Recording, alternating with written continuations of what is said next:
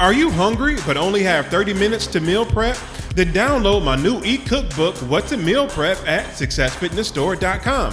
You will get 3 step-by-step written and visual recipes for one high-protein meal that's under 600 calories. I'll help you cook fresh salmon, steam fresh broccoli, and quinoa in under 30 minutes to help you stay on track of your fitness goals. So go to successfitnessstore.com to download your copy today.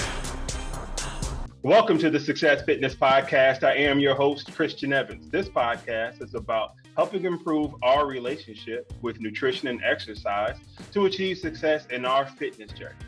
And our guest today, Mr. M-Town Monster, Jamar, is going to help us do just that once he tells us how he overcame his shared hate for leg day, just like me, to lose 73 pounds. Success Fitness family, please welcome Jamar, Mr. M-Town Monster, the podcast. How you doing today? Good, man. Good, man. Thank you for having me. No problem. Please get everybody your full name. I hate to get people's names mixed up, but everybody, what could possibly go wrong in this podcast to try to record it? It did. My computer went out, so I had to rush to get my tripod, and I'm literally recording from my phone. So if it looks different, please bear with me. But we're here with Mr. M-Town Monster, so please give him your full name. All right, my full name is Jamar Dante Randolph. Jamar Randolph. Yes. And I go by M-Town Monster on Instagram, YouTube, Snapchat, and the other little platform that they have. What's that? TikTok. TikTok, I got you. I first saw you in a CT Fletcher video a few years back, probably an Iron Horse, something to where you was lifting the whole house, and I'm like, these guys are just insanely strong.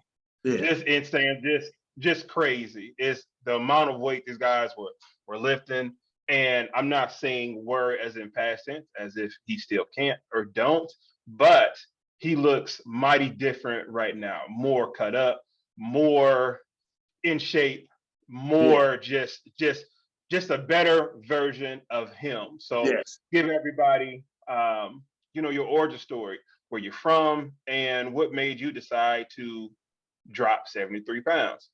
Well, I'm from Monrovia, California. It's about 20 minutes from LA. I'm in LA County. I've always been into fitness since I was in 6th grade, I could say, 6th grade. I grew up with uncles and cousins that had the prison background, and also lifted weights in prison and outside of prison. So I grew up seeing them in the garage lifting weights. And basically, when I was a little kid, they were benching, uncles and cousins were benching 500, and you couldn't come in the garage and work out with them unless you were benching 500. So you would see a lot of the adults. You would see a lot of the adults outside the garage with the kids, got the little weights working out, trying to work their way into the garage. I got you. 500 in that club.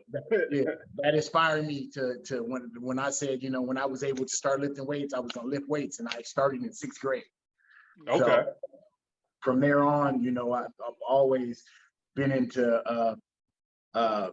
strength training. I would say strength training more than anything, just trying to lift as much as I can on any lift. And then once I was able to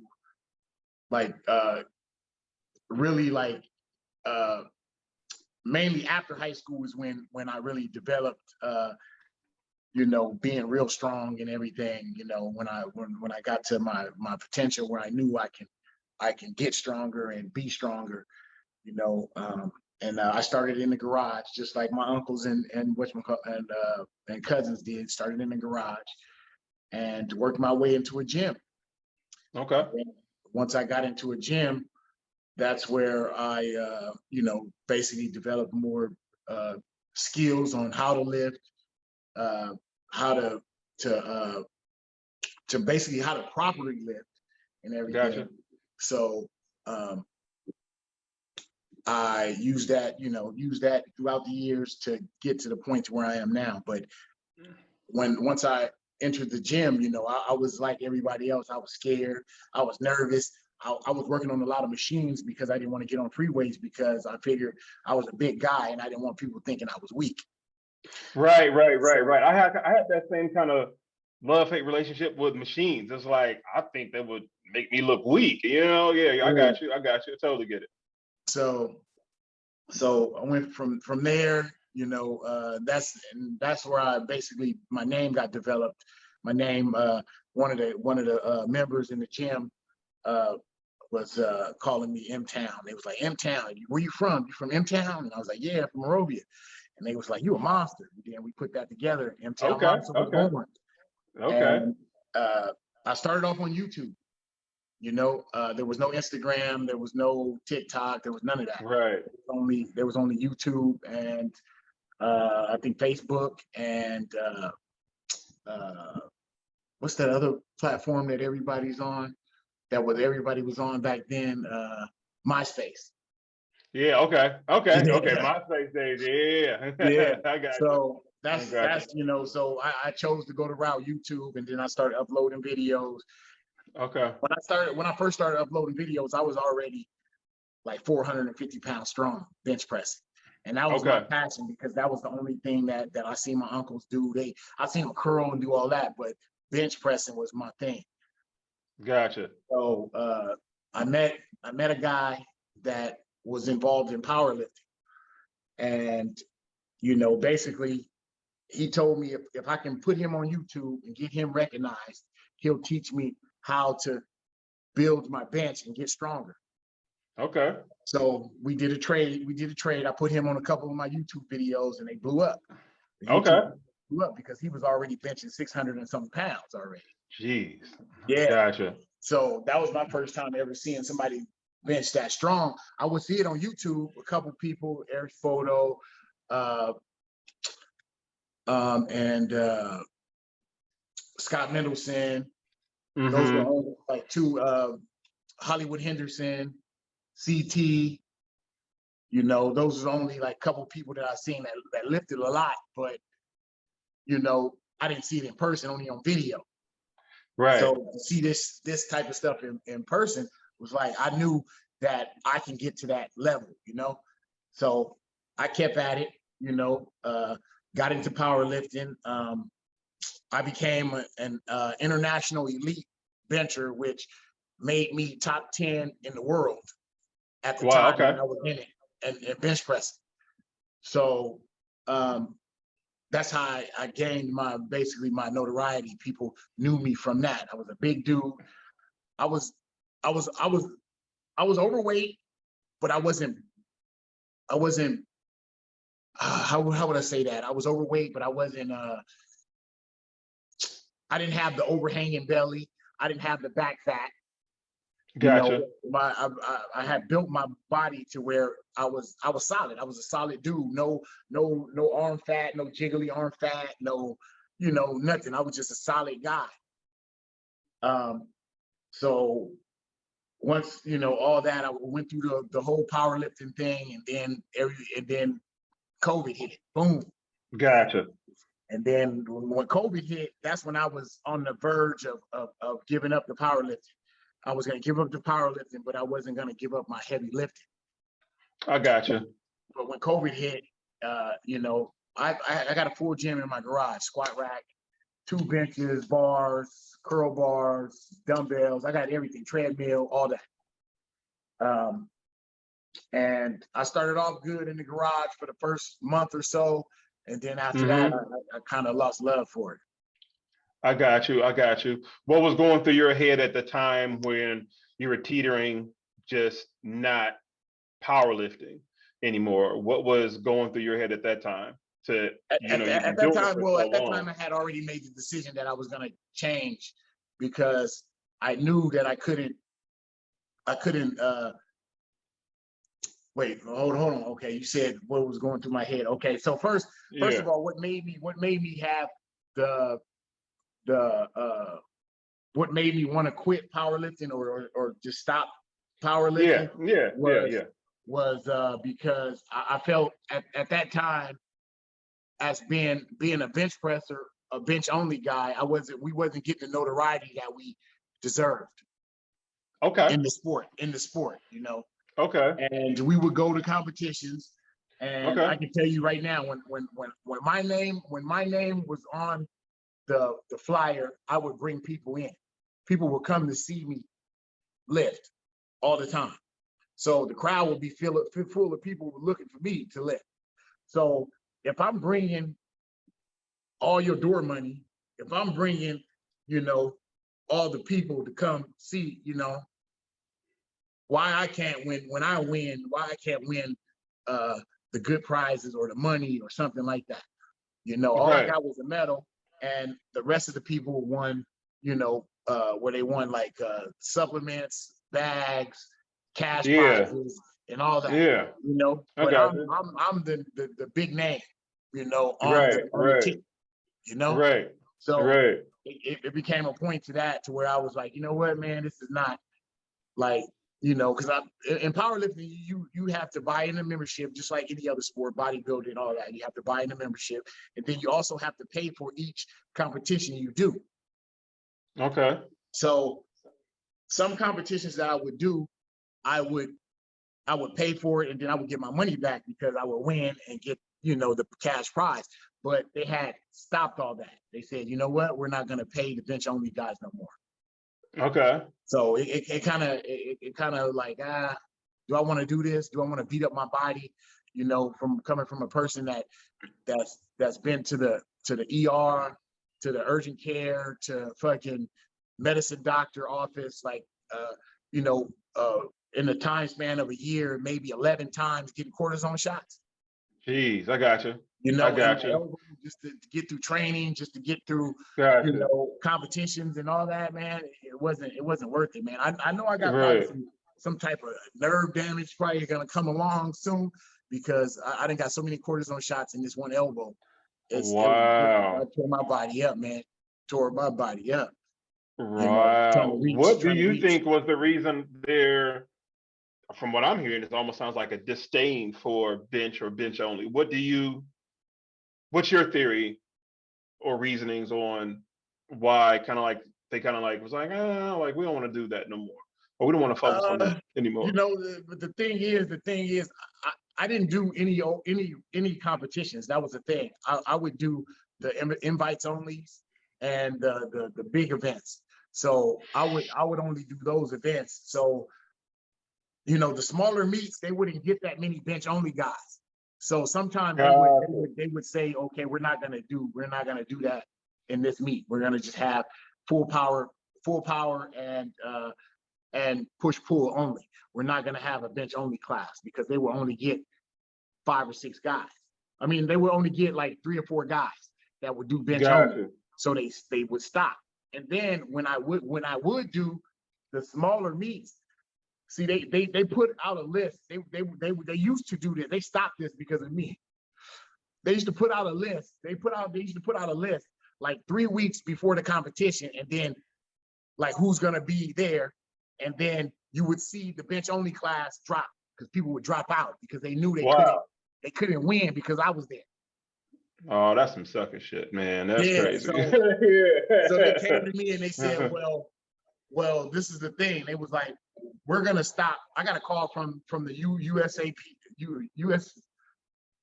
USPA owner, and he was just like, hey, bro, what we gonna do is we're not gonna put a list out with the people that's gonna be in the bench only class, because we're just getting cancels every time your name's on the list.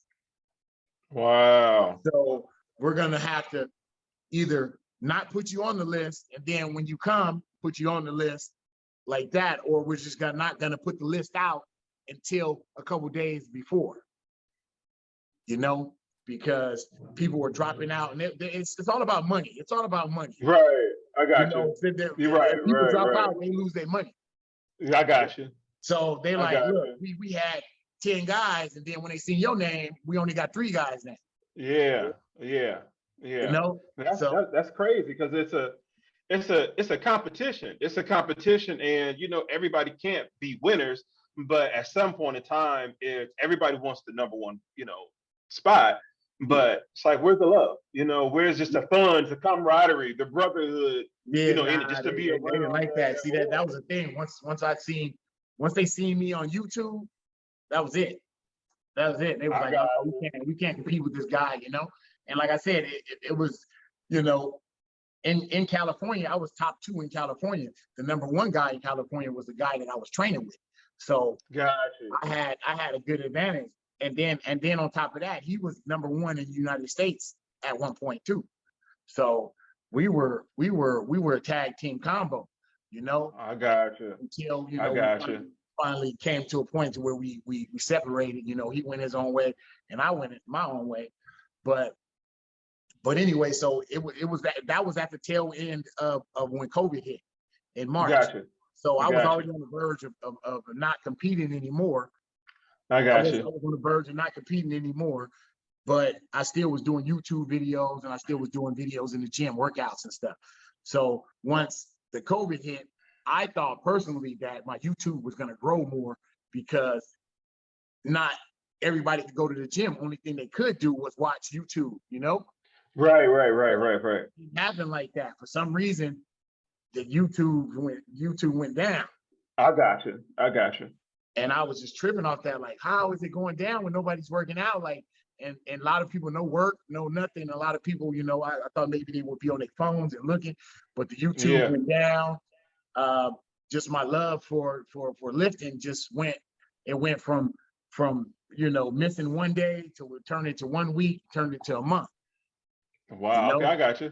I got you. And And that, we all have those days. And, we live our lives so much on social media from the standpoint of what we do, we record it, we may sit on it for a day or so and yep, then upload it. So that's what I mean in context of living our life on social media. yeah, And, people only see the big lifts or, the kind of like the happy times. But truth of the matter is, it's like we go through those times too, to where it's just like, I have a love for this. You have a love for this. yeah, And you've shown it. It's like, man, I put my body on the line. I just want to go out, have a good time,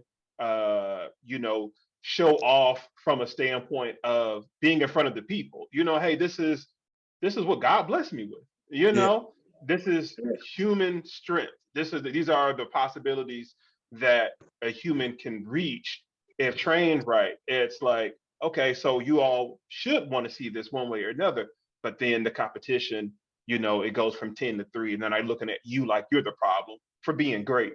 yeah, So it's like, how else is somebody supposed to feel? So yeah, these are natural reactions to things like that. We're all human, and you're like, it's not so much what's the purpose, like I'm doing it solely for other people, but it's kind of like, I'm not about to be playing 32 by myself. I'm not about to be on the basketball court by myself just yeah, because I can shoot the ball well. You know what I mean? Just by yeah, myself. Nobody wants to play. It's not a yeah, childish thing. Like, no, nobody wants to play with me. But it's like, what fun do I have if I don't have any competition to play against? yeah, What yeah, what what fun is it? You can only shoot and dribble by yourself so much to a point to where it's like, hey, I want to test this out. yeah, I want to see how far my exactly. body can go. It's like, okay, Uh-huh. hey, maybe your max bench at, solo by yourself was like 500. But when you get around somebody else, it's like, you know what? I think I can go for 505. I think I can go for Yeah, 510 just for yeah, that aura. But when nobody wants to be around you because I'm strong I'm stronger, or the threat of I'm yeah. stronger than you, you're like, well, man, just forget it. And then you have that on top of like COVID. Yeah. We didn't know what was going on. We didn't know Oh, if how long it was going to last or whatever. And then, okay, here you have an outlet. It's like, okay, I'm gonna go on YouTube. I'm gonna share my information that I have with the world, and then your views drop. It tanks. So it's like, what's the purpose now at this yeah, point? Like you said, you're 11 cortisol shots in. It's like, what's the purpose? So yeah, I totally get it, and I empathize, with you. I just want to make that clear because we all just see it like, oh, he's a strong man, he's a strong black man, he can take it. It's like, no, that stuff gets to me, yeah. and No, there's nothing totally. wrong with it. Yeah, totally. yeah. Like this, like we're invincible to, hey, to react to human behavior, to what's going on. So then you have this question of like, okay, do I even want to powerlift anymore? So now you're at this kind of crossroads, and now you're like, okay, I may need to lose some weight. You said your friend that contacted you about their trip to Mexico, was Yep. this kind of more of the green light to say, you know what?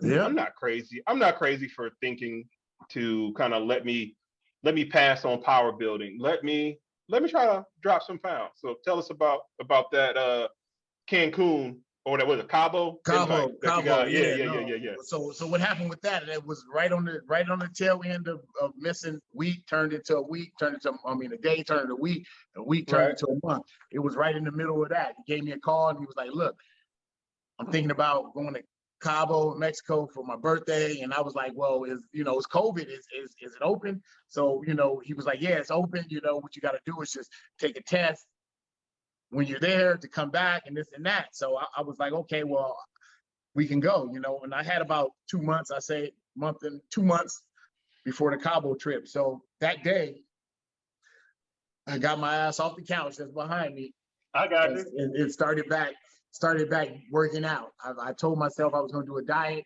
And at that time, I've done multiple diets. The one that worked for me at that time, to where I lost more than 20 pounds within like a month and a half, was the keto diet. Okay. So I jumped Okay. right back on it. I jumped right back on the keto diet that same day. Like I'm not like the person saying I'm gonna wait till Monday. Like right there, like I got right you. there, that day, boom, I jumped got right you. back on the keto diet.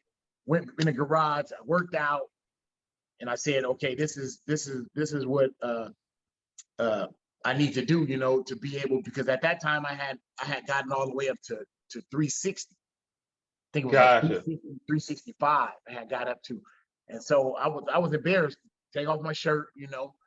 I was I still wasn't overly fat, but my gut had grown, you know, uh, Mm-hmm. and I started seeing jiggly under here, I got and you. because And I would you're always tell my wife, I was 365, and you weigh at 365, and what's your height? 6'2". Okay, 6'2". Just Yeah, giving everybody context. Giving yeah, everybody context. Six 6'2". two. Mm-hmm. Got you. So I was like, all right. So basically, for those 2 months, I started back working out, and then also in the midst of that working out, one of the parents of one of the kids from my son's old football team hit me up, and he was like, "Look, my son is about to go to college, and there's no gyms open. I was wondering if there any way like you can get him in, like to help him weight train or anything. I'll pay you." And I talked to my wife because she was real skittish about people coming over because of the COVID. Right. Right. And she was like, "Okay, well, have him basically sign a waiver, so in case he gets hurt in our garage, he's not Right. gonna go come Right. after our house." Right. Right. I was Right. like, "All right, let me Right. do that." So I got You're that, and bringing then she that was business side back in, kind of like you got out of the business of the power building, but now it's like you entered into his other world yeah, of personal training, more or less. And it's like, yeah, okay, let me get a document to cover my butt. You know what I yeah, mean? So I ain't gonna be on the street if somebody yeah, get hurt. yeah. So I did that, and basically the kid would come. At first he started off with a mask on. I wore my mask, and then weeks passed, and then we finally just got rid of him and was like we was good. But I started training him in the midst of of me training at the same time, so therefore we were training at the same time, and it made it easier for me because I had somebody to train with. Got you. Yeah, you got like a So partner one way or yeah, another. yeah. Yeah, got you. So he would come every day, and then we would boom, boom, boom, boom, boom, boom, boom, boom. We was Good. hitting it, and then I slowly started losing weight, and I got down to like 245, 345 on that trip. I got down to Okay. 345. I was comfortable taking off my shirt. So when I went on the trip, I met some people, some men and women that were IBBF pros, and Okay. we kind of networked, talked and just basically, it it it it inspired me to want to take a different route now. It was like the Really? power Okay. was here. now, let me try this transformation.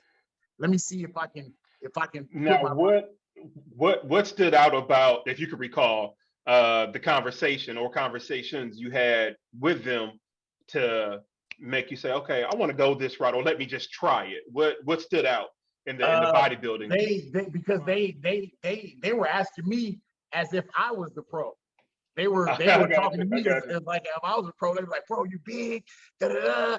You know what I'm saying? Like, what's your diet like? What's this and that? And I'm like, I got you. I don't have, like, I'm not nothing. Yeah. And they got their pro cards and they like, asking me and this and that, like, you're strong, you this and that. And I'm like, like, damn, like I want what you guys got. They had 6 pack, Right.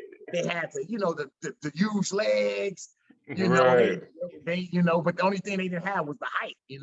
They were shorter. The girls were shorter and the got guys were shorter. I So, got you. but it was at the time. Back in the day, I had a cousin that used to train with me, and he always told me, he said, "Bro, you need to cut up. You need to do a transformation." I know, and this is before I even got on Instagram, and I was like, nah, I don't want to do it at the time. Just a mindset, because I know it's a mindset thing when you go through something like that. Right. I just wasn't ready. But at that point, when I came back from that Cabo trip, I was ready. I was ready. I didn't know how I was gonna get it done, but I was gonna do it. Right. So when I got back from the Cabo trip, I continued to work out, but the food went to shit. I got you. The eating went to shit. So what were some of the food items you were eating, just on the average? Before the trip, I was.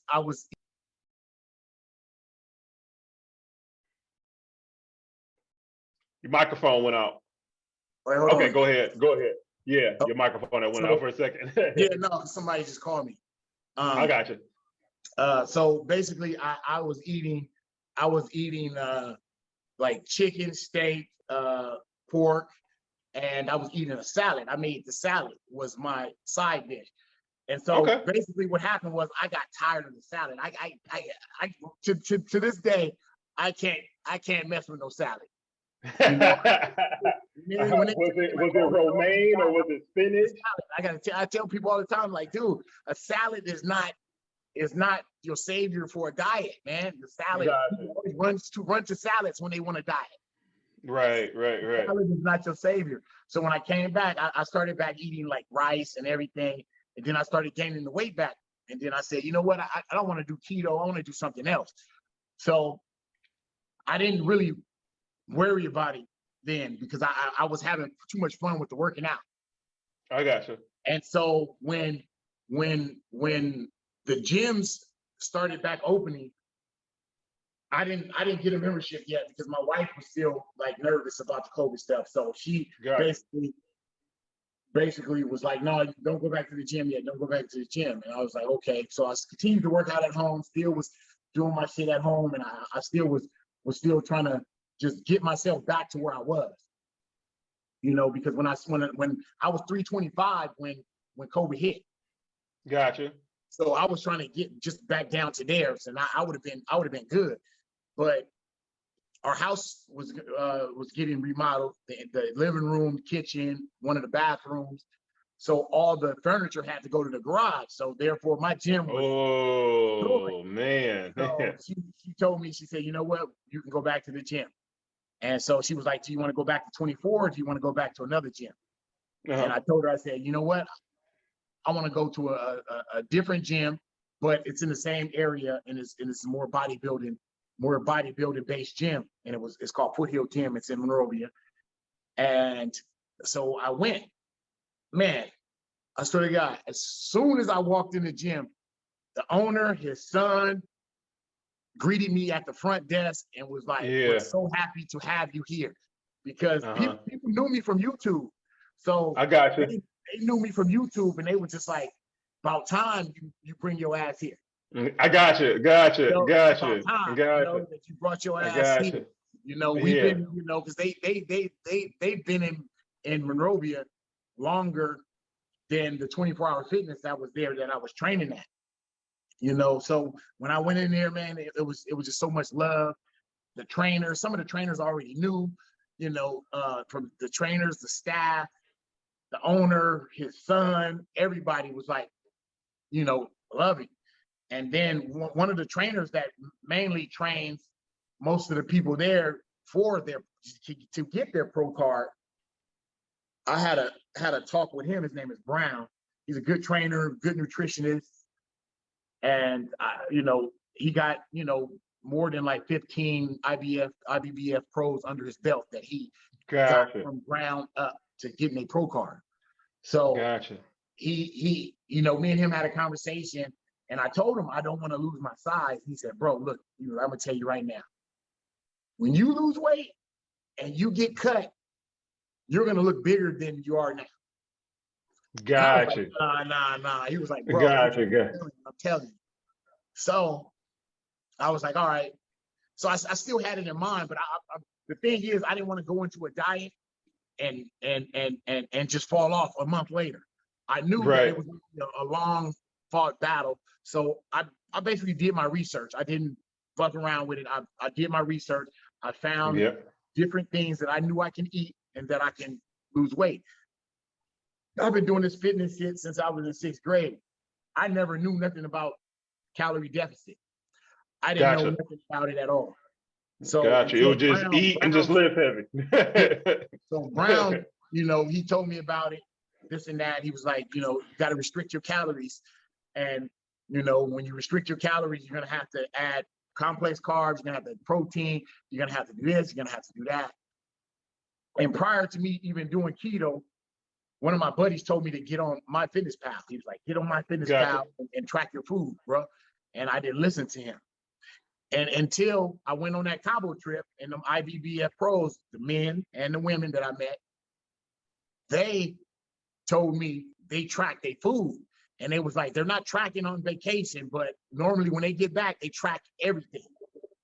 And I was just like, what?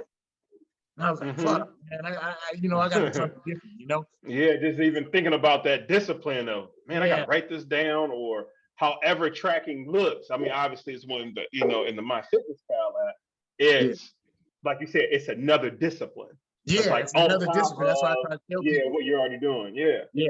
That's why I tell people all the time. It's another discipline. It's more than just dieting. You have to track your food. You have to put all your information in the phone to get all the calories, the carbs, the fats, the proteins, the everything. So I did a little bit more research on macro counting and everything. So I did that, and then my wife's friend was doing a fitness challenge, with her family, and she said it's going to be about 12 people involved. If you want to get in, it's $100 buy-in, and then we're going to go it was from November to February. We're going to go November to February, and whoever loses the most weight and body fat wins the pot. So I said, this is the perfect time, Right, so, I got you. Everything was lining up. Yep, November 26th.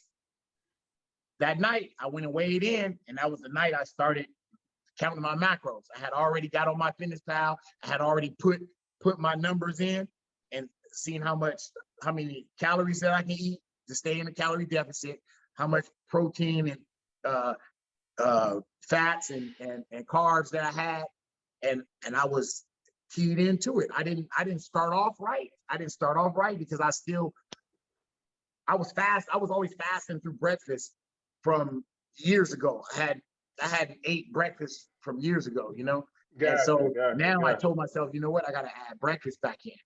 So when I started adding breakfast back in, I started going to fucking Burger King and eating just the eggs and the sausage. And then once I put all that shit in MyFitnessPal, it was just too hot. Yeah. You're like, man, a sausage patty is this many calories? You're like, oh my goodness. Yeah. For sure. So I said, you know what? This was another discipline that you got to have: the food prep. Food prep. It's levels. It's levels. I told myself I'm gonna start food prep. So basically, I scrapped out that breakfast that I was eating, and I said I'm gonna make a more healthier choice. So I came up with the the boiled eggs, I knew I needed more fruits and vegetables in my diet, so I started off with the boiled egg, the 2 boiled eggs, apple, celery, cucumber, and then I had I think I was using beef sausage.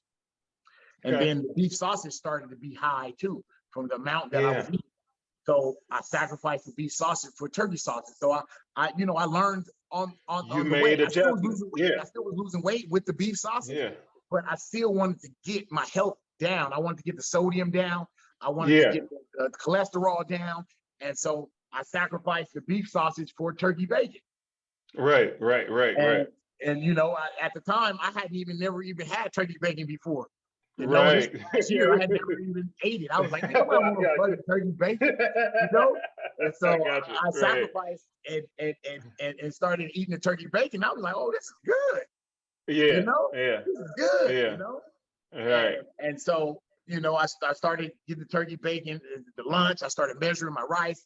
I started weighing my food, and it started getting easier to me. I was like, oh, this is easier. Gotcha. And then, the training was never a problem.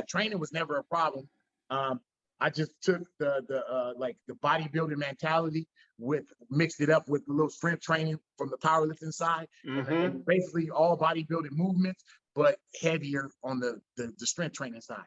So I switched up a lot of workouts in the gym, which, helped me out tremendously, meaning leg day. I hadn't did legs for years. Gotcha. My legs for years, Gotcha. and that was something that I had to dig deep and say, you know what, I got to add a leg day. I gotcha. I started, doing different leg exercises that benefited me, and so and boom, and it started working, and then I started seeing the difference between me training legs and not training legs. It was I would burn more calories on days that I train legs. And everything, I was like, "Oh shit, this is beneficial to me," So right. I hate it, but I still do it. Right. What were the or any reasons why you didn't prefer leg day? I just want to see if they match up with mine. That's all. Prefer because at the time when I was benching, I didn't feel the need for using the legs. Like I wore sweats in the gym. You didn't see my legs, even when I wore shorts, you didn't see my legs. And, even when people noticed me, it was never legs. It was always chest and arms. Right. Nobody ever really noticed legs. Like, think about it. Like, even to this day, like nobody really even notices legs. And I'm very confused at this emphasis on leg day. Maybe just say like the last 5 years via social media, right? Because we're always on there. And it's like, what's the get up? Because that's where it's from. Social media. Ain't no woman ever asked me. It's like, hey, let me see your legs. They're looking at, look at his shoulders. Look at his arms. So I was like, I'm gonna do that. And that's that's why I didn't worry about training the legs. And the thing is, the internet is the only thing that really pushes the leg thing, and even the other day I was looking at one of my posts, looking at a comment, and the guy was like, "Oh, his upper body is big, but what about his legs? Why don't you show us those legs?" Like what? Come on, dog. Come on now, man. Yeah, man. I feel like Boozy on the DJ Blast. Like, come on, dog.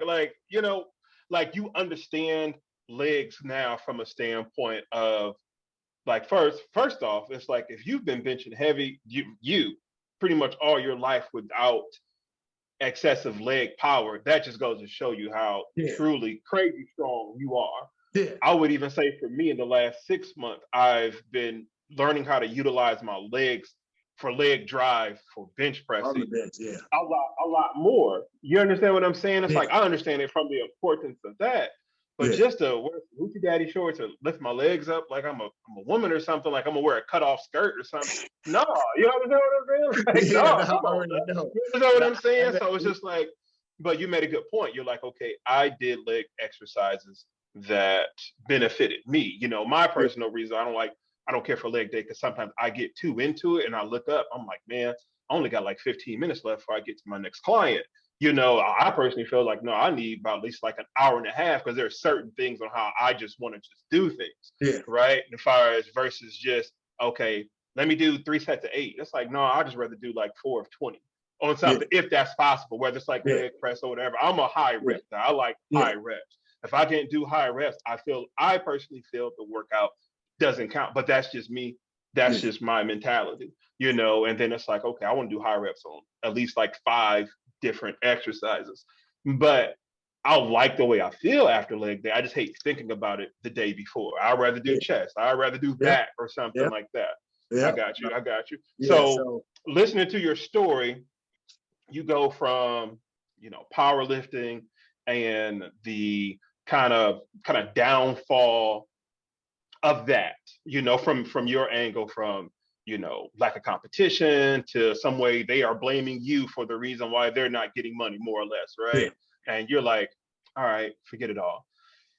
Then COVID hit. So that's like everybody felt COVID. That's something that everybody can Yeah. identify with. Everybody that can identify with, you know, the politics of powerlifting, but everybody can identify with COVID. And then here's a trip that now you're now motivated on to lose some weight and help you steer yourself into the, you know, to the direction that you want to go to. Then on that trip you meet more inspirational people. Yep.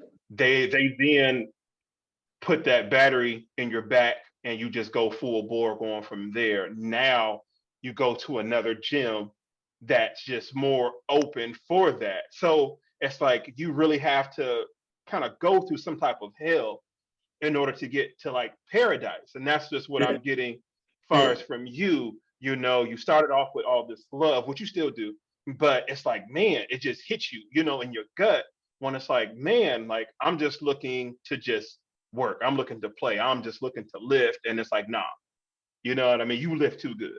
Yeah. Nah, you too strong, you know? And it's like, so if I was weak, you would let me in? You know, Yeah. it puts you into this weird dynamic. But then it's like, okay, you get past that, you go through this big valley, and now you find just a different way to get back up to the top. And to the top looks different for you. So what was the most challenging obstacle that you had to overcome during that valley phase of this whole journey? Oh man. The biggest really just restricting my food, and then also meal prep. Gotcha. That was a big thing, you know, for me to be able to prep my food either a day before or on a Sunday or whatever. That took a lot out of me to do, you know, because I wasn't so used to that. I was just used to like, okay, I'll go get chicken from here, or I'll go get, you know, something from here, or, you know, when you eating everything, you know, you can stop at any burger place, anywhere and get food. It was easy. But now, you know, I got to spend an hour to 2 hours of my day on the weekend to prep my food or make a schedule on what foods I need to go buy them and then make them, you know? Right. And that was a big challenge for me. That, and then restricting my food, because, you know, I love to snack, I love to eat, but my biggest thing was overeating. So I had Gotcha. to overcome overeating, making sure that I didn't fill my plate up with food and forcing myself to eat it all. You know, Got you. because I would always over. My wife would make me a plate, and I would look at it and be like, "That's not enough." In my mind, I'm saying enough, Right. but once I eat it, it'd be enough. You I know, got you. and so sometimes I would see the plate and I'd be like, "That's not enough," and then I would add more, and then I'll get halfway through it, and then I'd be like, "Damn, this is too much," and then I'll push it to the side. Then I wait. And instead of me just going to put it back in the refrigerator and then eating it later or eating it, you know, whenever, I would force myself to eat it. And then I would Right. be, you know, Yeah, like yeah, that. yeah. So it was all mental. So that's why I tell people too, you gotta mentally be ready to diet. And you know, if if you're trying to diet for like a wedding, for this and that, that's something different. But if I knew once I did this diet, I was going to be dieting for life, for a better Got you. healthy life, for a better Got healthy you. life, for you know. So my family has a lot of diabetes in it, so Okay. I knew that my time would come soon, if any. Gotcha. So Gotcha. I told myself I was going to get ahead of it, before anything. Gotcha. So Gotcha. so basically, I don't have no end date. Most people put an end date on it. I have a purpose, which is to get healthier, to try to live longer, to look good, but I don't have an end date. Most people put end dates on their Got diet, you. you know. Got you. Like you said, I didn't have it's a lifestyle. yeah, and Yeah. I It's didn't a. have an end date. And I got you. just basically, really once I got into the kick of the diet, the first month, I could see the weight coming off, but I wasn't, I was just going along with it, and like I said, I was documenting everything. I would document all my stuff on YouTube, Instagram. I would document my weight loss in my phone, like, note it in, like how much weight I lost this week, how much weight I lost that week. And then, just going along like that. And then it wasn't until December, like the end of December, when I tried on some clothes, because I would never, it was like still toward the end of COVID, it was Uh-huh. still a lot of stuff closed, a lot of stuff not, open like that. So I never put on any clothes. I always Gotcha. put on, was always sweats and shirt, to go work out. And that was it. Home, Yeah. at work, I wore a uniform, so I didn't have to wear regular clothes. Right. So my daughter wanted to go to Elf on the Shelf. This is a big thing they do in LA County out here, and at the fair. And you go and you see Santa, and it's a big Elf on the Shelf event. And I put on clothes, and I couldn't fit them no more. I got you. They were too big. I'm like, oh Yeah, I man, these got clothes are too big. you. And I was Yeah. just like, it's working. Like, it's working. Like, in my mind Gotcha. now, I'm thinking like, it works. It's working. And just that drove me to keep going with the Right. situations. Basically Right. telling me I'm doing something right. Right. You're on the right path. Yeah, I'm on the right You're on the path. right path. And it's like everything that you sacrifice for the Yep. downtime, even the mere thought of for powerlifting for so long, for that initial first thought to come in your mind to be like, I don't know if I want to do it anymore, till you're like, okay, I don't want to do it anymore. Yeah. But that initial feeling of I don't know what I want to, I don't know if I want to do it anymore. It's like, am I going crazy? But now it's you fit into those clothes and they were just baggy. You're like, you know what? I was right. Yeah. I made the right choice, and Sure. all Yep. the sacrifice was worth it.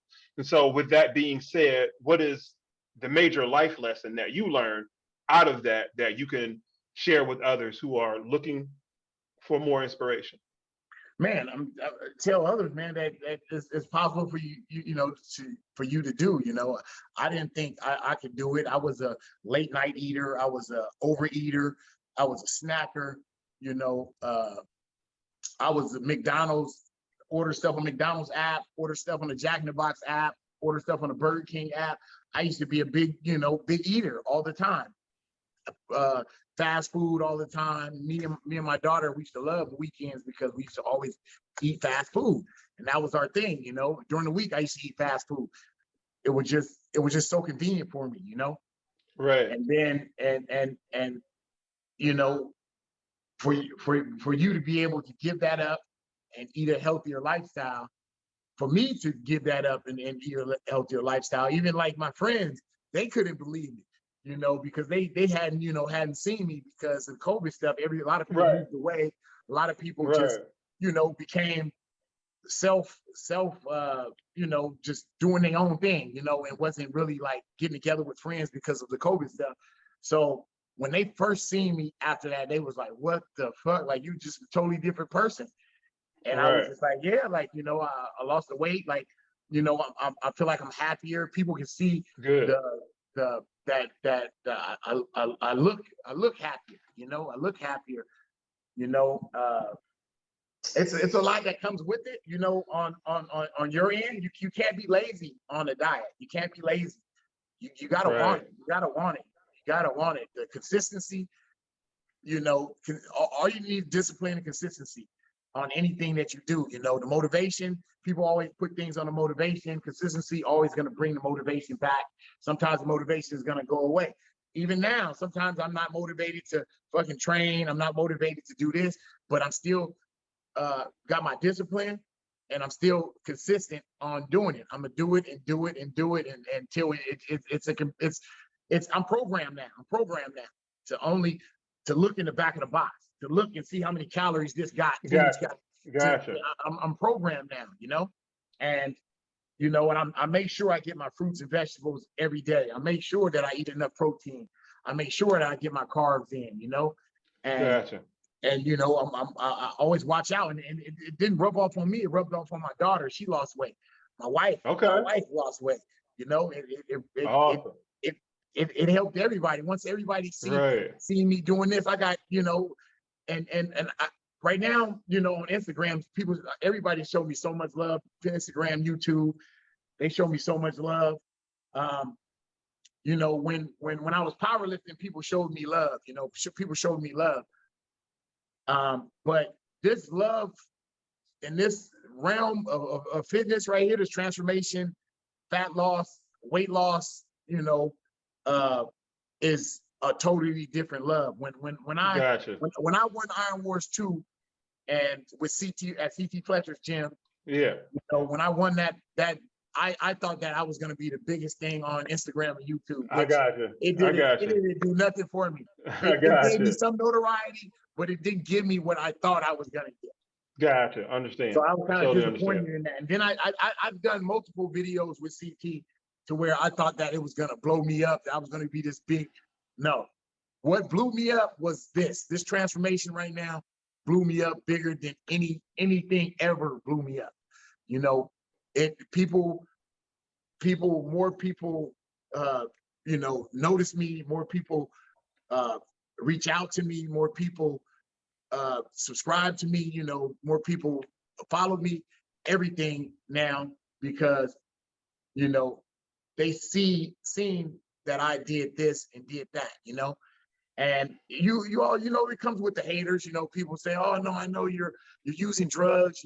There's no way So in it's 9 months. always that, right? Oh Yeah. no, Yeah. in It's 9 months always you could that. have did Yeah. that. Because see, the people that say that, they only see the end game. They Yeah.